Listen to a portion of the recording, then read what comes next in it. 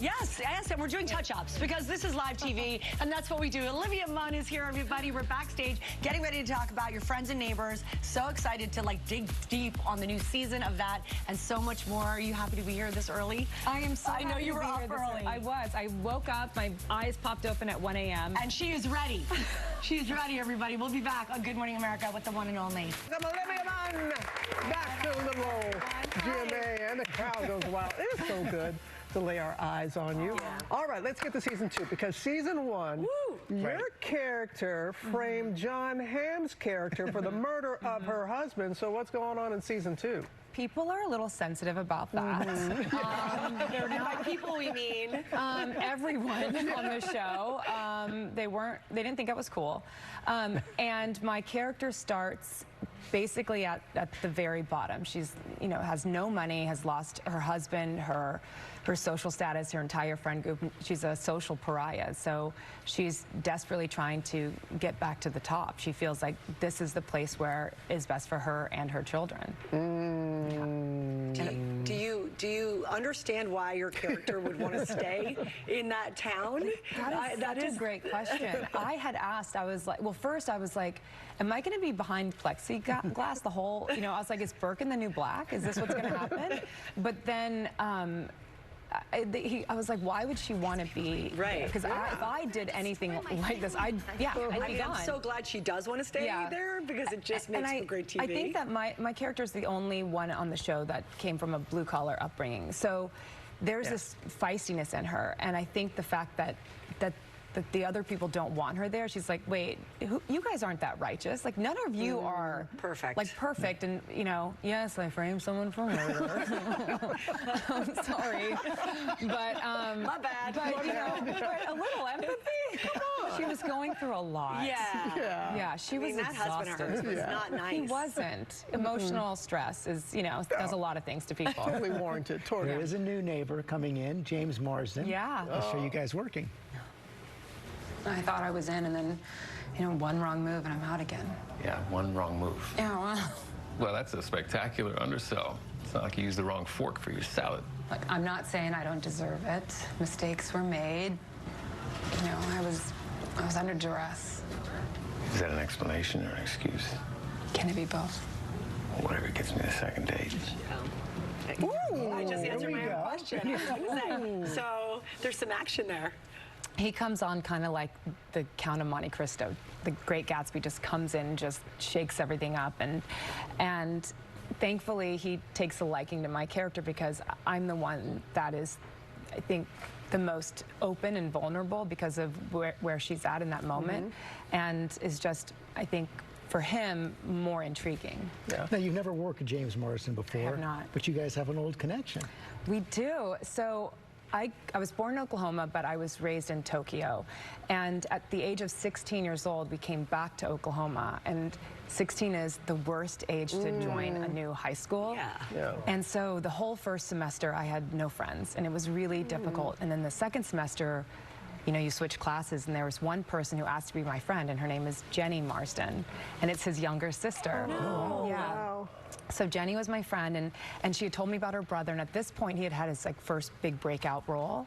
And for me, as somebody who always wanted to be an actress, I just couldn't believe I was 1 degree away from somebody who had made it. And then she was like, hey, my brother's coming back. He wants to take out, some of our friends. And so he took us to Bennigan's. Do you know Bennigan's? I remember Bennigan's. And great appetizers. It's green, and I remember it very exactly. And then Brahms ice cream, which is in Oklahoma and Texas. It was a very wholesome night, but it was so impactful for me.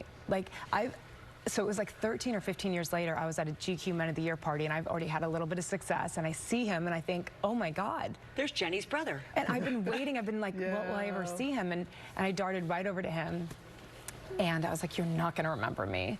And then we just stayed friends since then. Sweet. Yeah, and it's really, he actually mentioned this the other day, which I didn't really connect. He was like, we're both in the X-Men universe. And I was like, I can't, the 16-year-old in me came back, and somebody who's, at that time having such a hard time, and can't believe where life took me. Well, there you are across the table from I know, him. exactly. So deserving. Can I say thank you and bless you?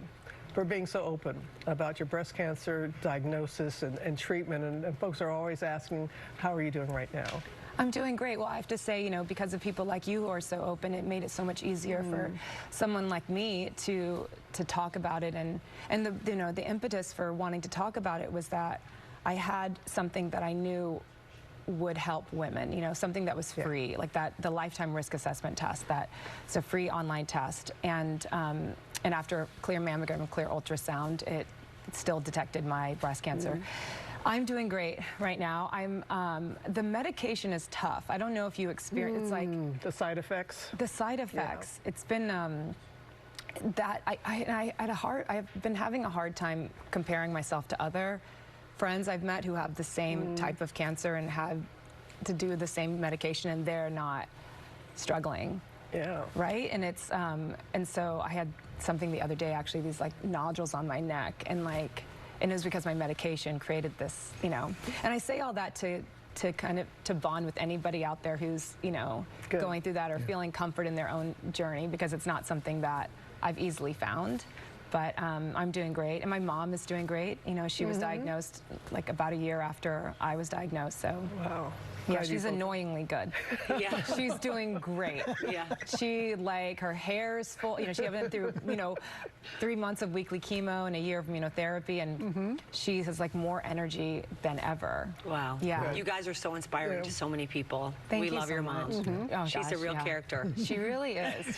She's my husband's best friend. I love that. That's not a joke. And we love your husband, John. Yeah, he's honestly the best. I couldn't have gotten through this and climbed that mountain without him. He's the best, and he's such a great father. And you know, he's the one who, when we had our first child, he's the one who learned the baby food maker. He knew. I didn't know that there were different bottle types, like for babies. Like after newborn, you got to go like, and he's the one who knew all that stuff.